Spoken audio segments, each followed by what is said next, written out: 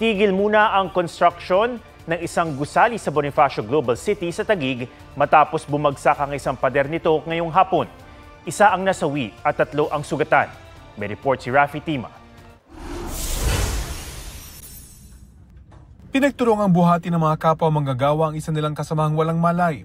Nangyari yan ilang minuto matapos magkaaberya sa ginagawang gusali sa 34th Street, Bonifacio Global City sa Taguig bago magtanghali.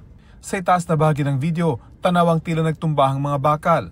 Sa initial na report, 4 na steel workers ang napuruhan nang bumigay ang itinatayong core wall sa ginagawang elevator shaft ng gusali. Ayon sa area manager ng construction company, agad na itakbo sa ospital ang kanilang mga naaksidenteng tauhan. Kakabit po ng bakal sila.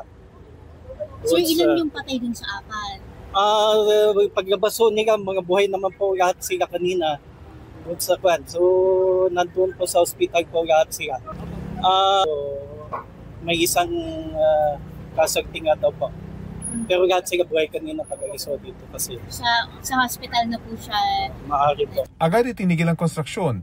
Pinalabas din muna ang mga trabahador para sa investigasyon. Tiniyak ng construction company na sasagutin nila ang gastusin para sa nasawing tauhan at ang pagpapagamot sa 3 na ospital. Okay naman po lahat. Base dun sa balita sa akin is nasa ospital nga po, under observation po sila. Okay naman daw lahat sila. Ang pulisya, hindi pa masabi kung kailan itutuloy ang konstruksyon sa gusali. Sa side po namin, nagkandak na kami ng investigation para kung ma-determine namin kung may criminal liability doon sa pinangyarihan ng insidente. And then, magkakandak pa rin ng third party, BGC. Sila magkakandak din sila ng investigation. Rafi Tima nagbabalita para sa GMA Integrated News.